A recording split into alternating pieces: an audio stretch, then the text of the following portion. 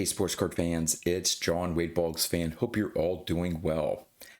I just want to do a quick update to the video that I posted yesterday on how long do I think I'll be collecting baseball cards, and would I ever change the way I collect? In other words, will I keep my currently large collection, or at some point will I downsize? Because at this point in time, my son will inherit my collection. And I got a lot of views on that video. Thank you, all of you who checked out that video. And there were a lot of great comments left on that video. And there was one in particular that brought a really important topic up that I failed to address in my original video. So I wanted to quickly make some comments on that. And I want to read the comment here that this person left. It was at Trust But Verify 35. I think his name is Sean. And this is what he said. I appreciate your comments, but a common tragedy among collectors is the accumulation of assets without an exit strategy. Upon death, we burden our families with vast collections they neither understand nor know how to value. Consequently, they are forced to sell to liquidators at a fraction of the cost, and the wealth or legacy we envisioned the collection providing becomes nothing more than a vapor. I'm sorry, but there is no way I want to leave my family a mess to deal with. And so Sean, again, brought up a very important aspect of an exit strategy. And it was something that, again, I didn't address in my initial video, and I should have. And I wanted to let you know that even though at this point in time, at this stage of my collection, I don't plan on narrowing down or paring down my collection in order to have my son have a smaller collection to deal with if he should want to sell my cards. And I think this idea of an exit strategy works for whether you have a large collection or a smaller collection. How hard or easy would it be for whoever inherits your collection to be able to sell it if they want to? So I wanted to go over a couple things that actually I have in place, maybe not perfect yet, but some of the things that I actually do have an exit strategy or a system that is in place that would make things easier for my son to sell my collection if that's what he chooses. He may want to sell part of it. He may want to keep some of it. He may want to build upon my collection. Who knows what he may want to ultimately do with my collection. So the first thing is gather a list of fellow collectors or even dealers that whoever inherits your collection, whether it's the family members or whomever, can reach out to get some guidance and assistance in the collection, in finding out what you have, best way to sell, things like that. I know my wife right now knows a lot of fellow YouTubers from me watching your videos and interacting with all of you. And so she knows, through my phone and contact lists, there are certain people that she could reach out to help my son if he would want to sell any of the cards.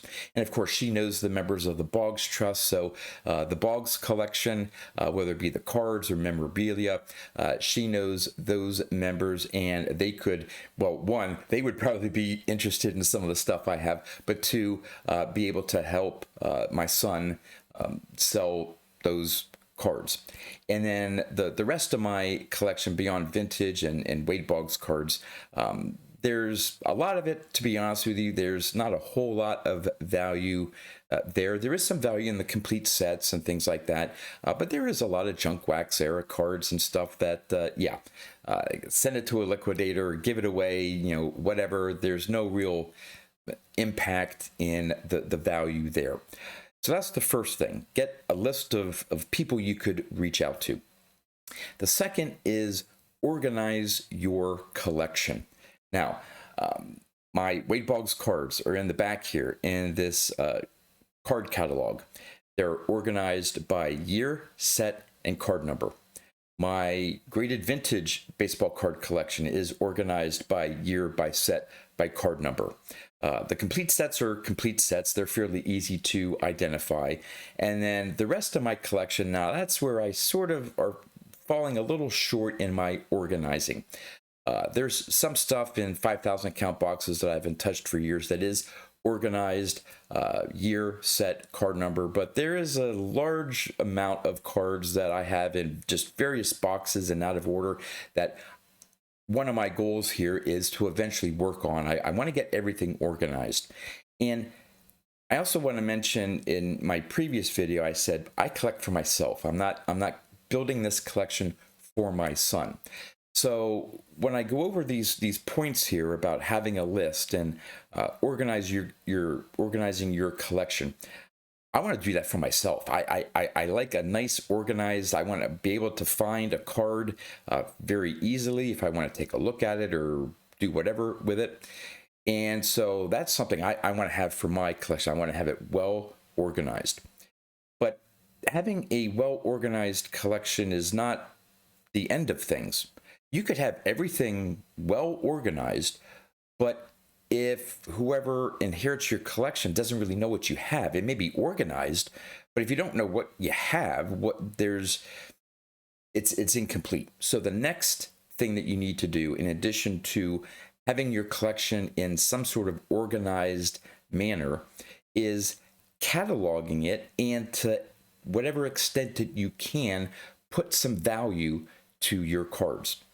Now, I have all my vintage baseball cards, the graded vintage baseball cards in my collection. I have VCP. So I have all those cards uploaded on there. So one, my son will know exactly which ones I have, and through VCP, it constantly updates the value of the cards. So he could take my graded vintage baseball card collection, throw every single card on eBay at an auction starting at 99 cents, and chances are he'll get the market value at that time for those cards, and he doesn't really have to put a whole lot of effort into it. That's what's nice about me having the cards, vintage cards, graded. That's not why, that's a whole other video, but that's not why I have my cards graded for ease of my son. I just like to have them graded and so on.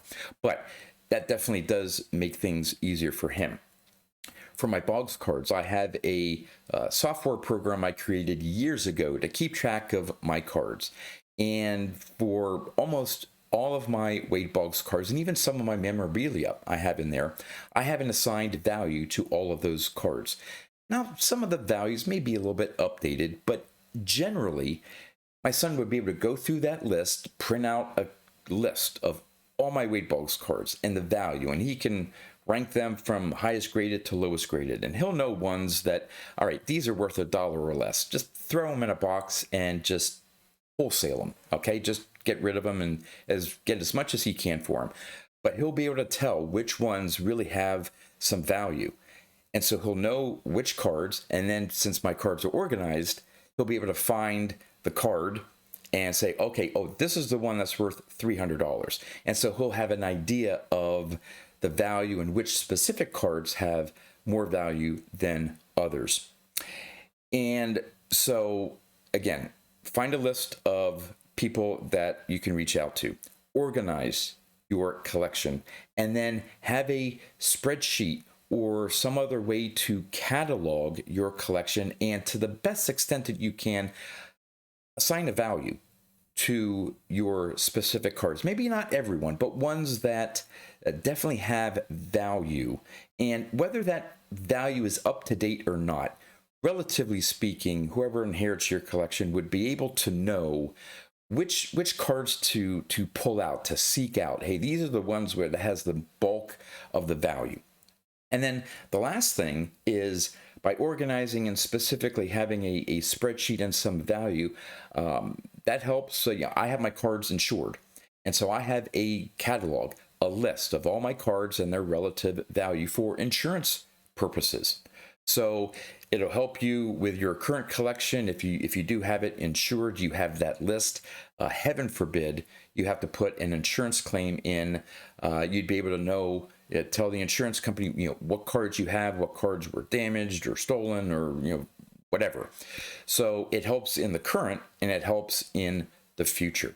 So Sean, thank you for that excellent comment about having an exit strategy. And again, I have that exit strategy in place with a large collection, and you can certainly, and it would be much easier to do it if you have a more pared down and more consolidated collection.